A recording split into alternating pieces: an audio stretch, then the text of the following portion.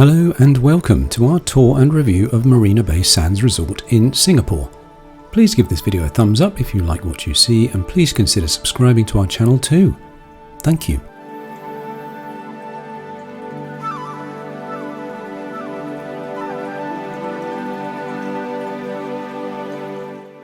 Before we embark on a tour of the hotel complex, let's have a quick tour of our room, as you can see what sort of accommodation you get for your money. There are 2,561 rooms in the hotel and 12 different categories of room. It was hard enough just deciding which one of the categories to choose. It's not cheap to stay here either, so we chose a mid-range room category and went for a king-sized garden view room on the 19th floor in Tower 1.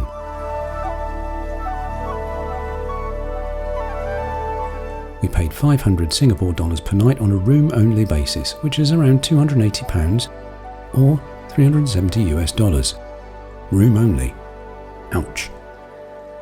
However, the room was large, immaculate and beautiful, and ours came with a large balcony overlooking gardens by the bay.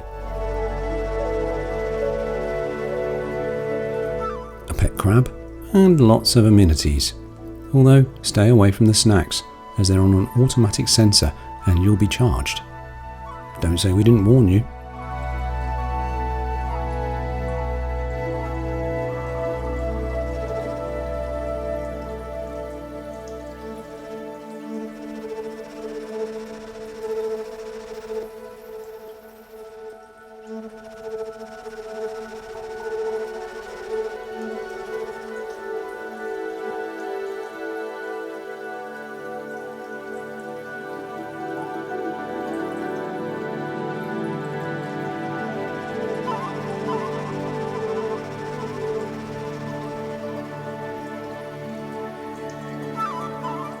The bathroom was super impressive too, with this beautiful open-plan bathtub and a powerful open shower beside it, which meant you had loads of space to do your little shower dances.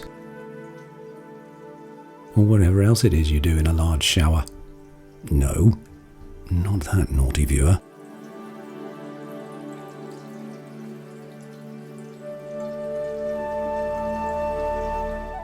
The amenities you get in the bathroom were pretty exhaustive too, and all top quality.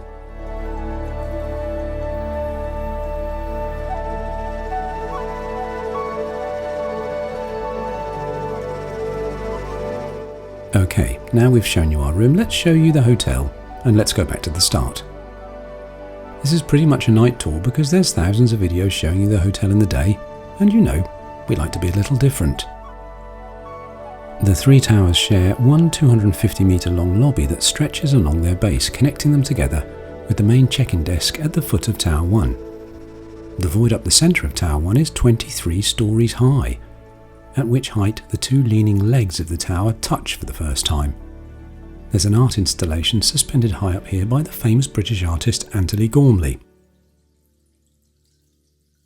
The atrium void narrows as you go from Tower 1 to 3, but it's still pretty impressive at all stages of the walk.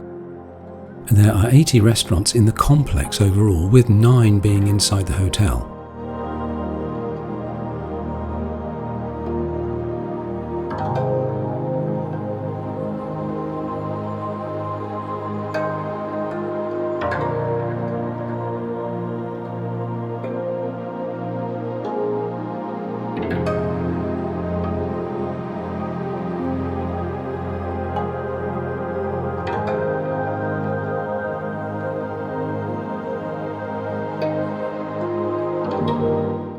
Stretched out along the lobby there's 3 eateries, which, being inside the hotel, are naturally quite expensive.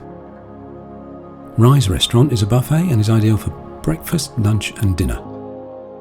Renku Bar is beside Rise and serves cocktails, craft beers and afternoon tea, also some bar food.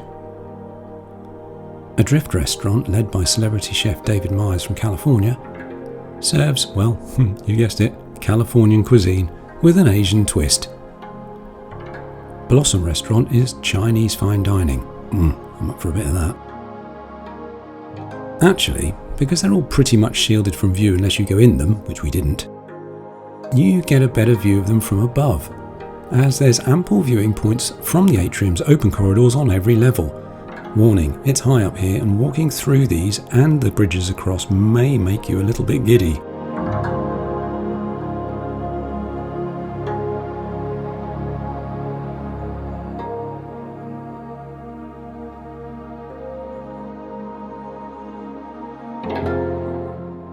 The hotel's gift shop is in the lobby and sells exclusive Marina Bay Sands souvenirs.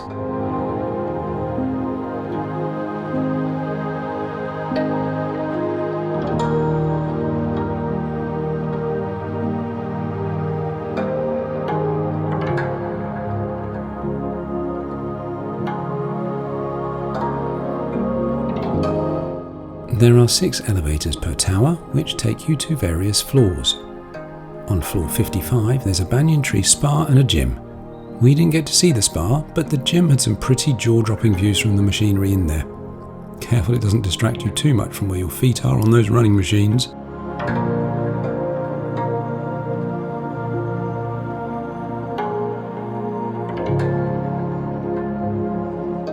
Tower 3 has the access elevators to floor 57 and the observation deck. And that's where this hotel really sets itself apart from any other in the world. It's not about what's inside the hotel necessarily, rather about what's outside.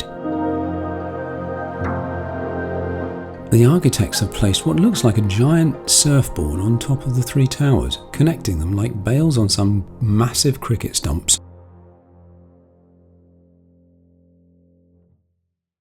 Sands Skypark is on the 57th floor and has rooftop gardens, the famous infinity pool, 2 restaurants, 2 bars and the observation deck.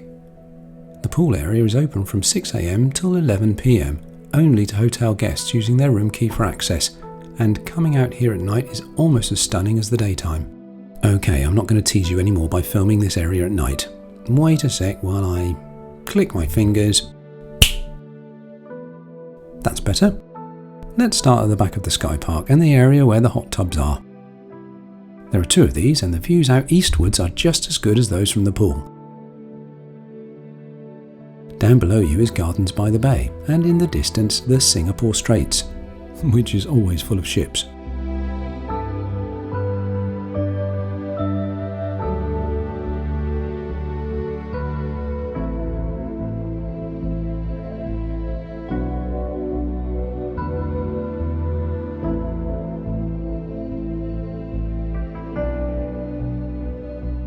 The main event though is the pool. It is 151 metres long and divided into 3 sections. One of them is always adults only. The pool looks westwards, so you get some fantastic views of the sunset, which happens nightly. Naturally. It's one of those iconic places in the world for selfies too, so expect lots of preening, posing and pouting. As entertainment goes, it's the people watching event of the decade.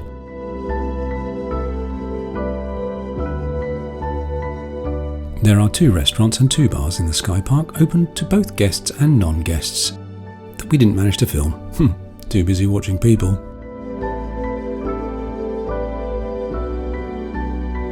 Lastly, but by no means least, is the observation deck, which, like the restaurants, is open to residents and non-residents, but as a resident you get in for free.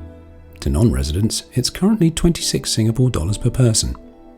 It's the world's largest public cantilevered observation platform, which protrudes a giddying 67 metres off the end of the North Tower, with views of the city and out to the South China Sea that you simply can't get anywhere else. Oh, did I mention it's 191 metres above the ground too? Oh. We'd definitely stay here again. The room was fabulous. You get to spend all day by the incredible pool if you want to, and the whole complex is huge and such a pleasure to explore. Which we did, and you can see that in our Singapore in a Day video. The link is in the top right corner now.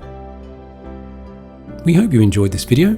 Please consider subscribing as it means the world to us, and press that like button please. Thank you so much, and we'll hopefully see you again soon.